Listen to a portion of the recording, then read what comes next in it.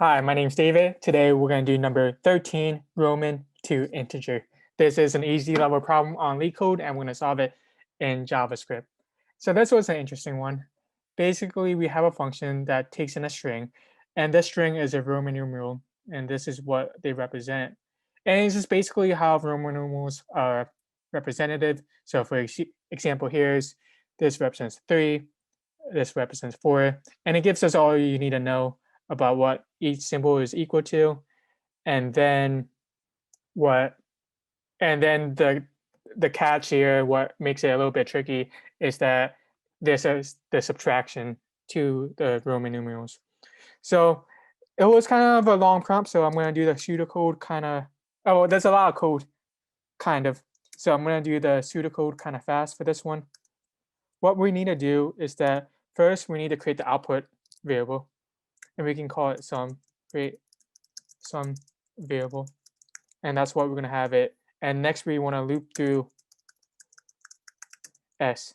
And what I did at first is that I made an if else condition or a switch for what comes next after it, so you can do these edge cases. But what I saw was a better way to do it is that you look at the previous one and then you use that. So instead of like when we look at this one, at first I was iterating, I was looking at the next one, I plus 1 to look at that one to compare if the subtraction need to be put in case.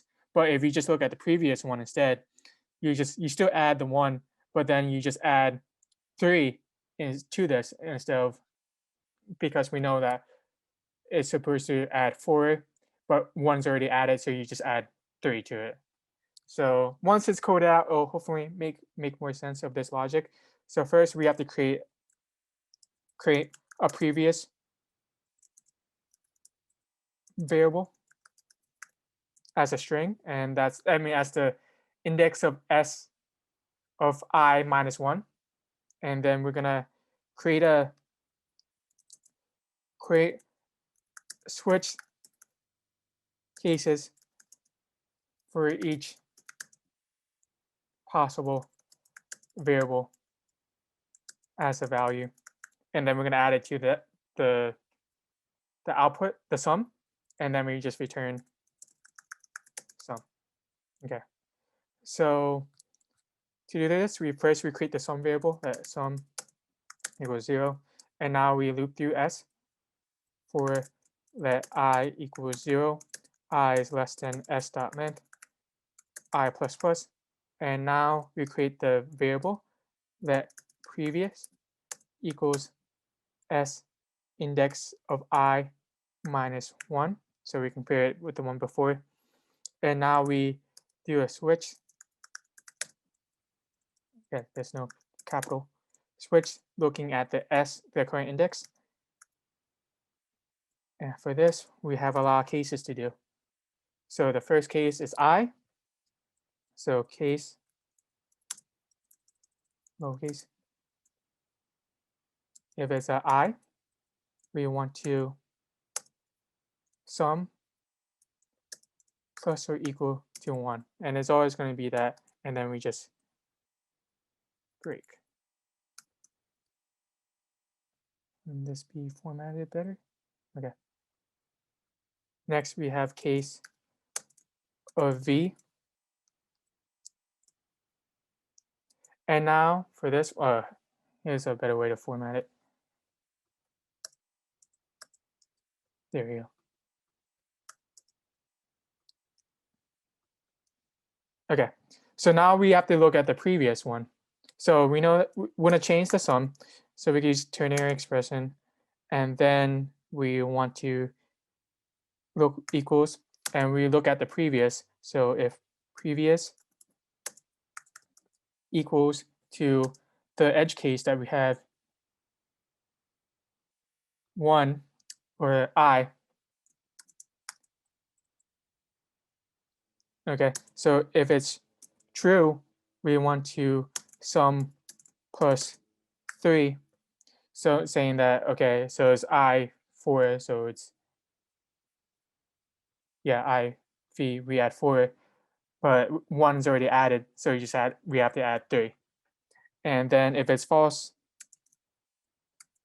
so if there's no I before this, we add the full amount of 5. Sum plus 5. And then we break. So we're going to have to do this for the rest of them. So we can just copy and paste.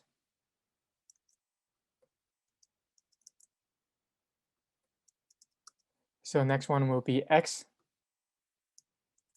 So we look at the previous, x could be I as well. And if it is, we only add 8 because the total we want to add is 9, but 1's already added, so we add 8.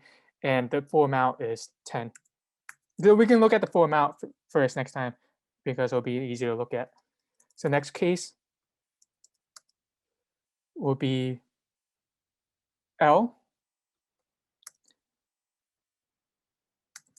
Okay, and the full amount of L will be 50. But if it has an x before it, so we change this to x, we only want to add 40. And then 10's already added from x, so we just add 30. Okay, and now we go to the next one. Case of C. So the full amount of C we add is 100. And then the edge case will be, if it's the previous is x, that we only add 40. So we only add, 9, we want to add 90. So we only add 80 because 10's already added from the previous x. Okay, keep going. So now after C, we want to look at D.